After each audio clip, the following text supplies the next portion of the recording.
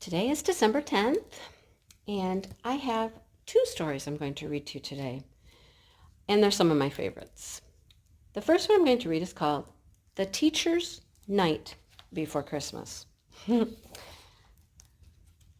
Teacher's Night Before Christmas.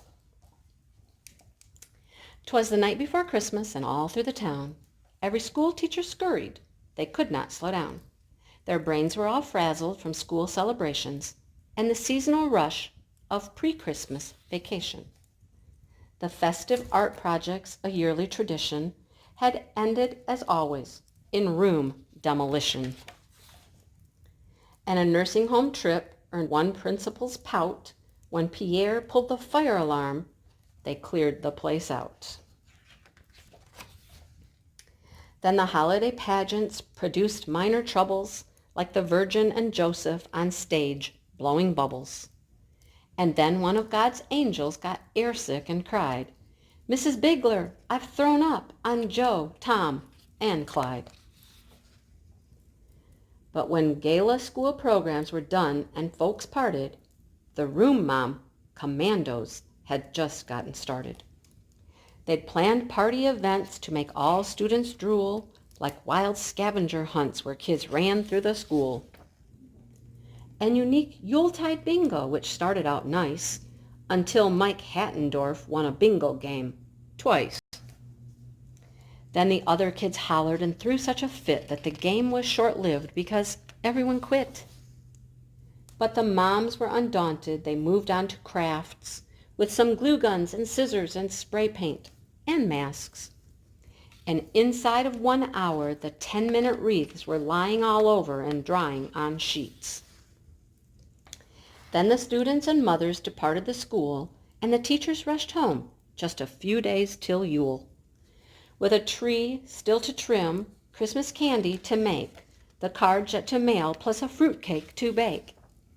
So when Christmas Eve came, they were all feeling blue, for the teachers still had Christmas shopping to do. Thus they started at once to converge on the mall, but the sight of a school bus in flight stopped them all. It was jolly Saint Nick, steering down from the sky, in a sports coat, suede elbows, new glasses, and tie. He was quite the professor, and his class looked in session, with a busload of elves far too busy to question. He assigned them the task of creating a toy that not even a child like Ben Gray could destroy. When he stepped off the bus, all the teachers felt fine. Then he opened a grade book and said, "Get in line. Mrs. Bigler, Miss Haley, Miss Elks, Mr. Best, Mrs. Bruni, Miss Janice, dear Johns, and the rest. You've been working so hard for your students, I've seen, that you've run short on time for your own Christmas scene. I've been checking my records throughout this past year, and your grades indicate that you've nothing to fear. Santa truly loves teachers, support staff, and such. Your students are blessed, 'cause you've given so much.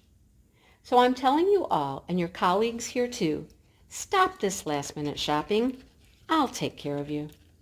Go on home, get to bed, leave the big guy in charge. I'll take care of those wish lists, no matter how large." Then he beeped the bus horn while he stepped on the gas, and he gave a soft laugh as his bus flew on past. "Merry Christmas to all," his voice rang out with might, "but especially to teachers, and especially tonight." The next one I'm going to read is called The Night Before Christmas. 'Twas the night before Christmas, with too much to do. Our tree wasn't up yet, and Mom had the flu. Our cookies were burned, there were presents to wrap. Mom sniffled, "What I need is a long winter's nap." But instead we drove miles to go get our tree. Last week there were millions, now there were 3. Dad tied the tree to our car. "This will just have to do." Mom nodded glumly and sneezed, "Achoo!" We dragged in our tree through the front door. It dropped half its needles all over the floor. Just then Patrick pointed to something quite shocking. Oh no, there were holes in everyone's stocking. Instead, we hung socks by the chimney with care. I hoped that St. Nick would fill up my spare. Things will get better, I thought, as I crawled into bed. Maybe visions of sugar plums will dance in my head. Instead, I lay wondering, gazing up at the moon, what on earth is a sugar plum? Is it a candy or a prune? Early the next morning, I woke up from a dream. Be careful, Harold, I heard my mom scream. Out on the lawn there arose such a clatter. I sprang from my bed to see Dad on a ladder. He was stringing up lights on the rooftop and gutters, outlining the railings, the windows, and shutters. When he plugged in the cord, not a single light lit. Did we have extra bulbs? Yes, but none of them fit. So off to the mall our family did drive. When Dad saw the crowds, he gasped, "Ah, sakes alive!" We searched every store. All the lights were sold out. But I found something for Grandpa, Silly Gilly the trout. Finally all done with our last-minute shopping, we flew past the food court without even stopping. But I want to see Santa, Patrick said with a whine. We pushed through the crowd. Wow, what a line! It wrapped round the counters and down the first floor, then wound through kids' clothing and out the front door. After waiting for hours, at last, our big chance. Santa roared, "Ho, ho, ho!" Then Pat wet his pants. "Let's go home," we all cried, Mom, Patrick, and me.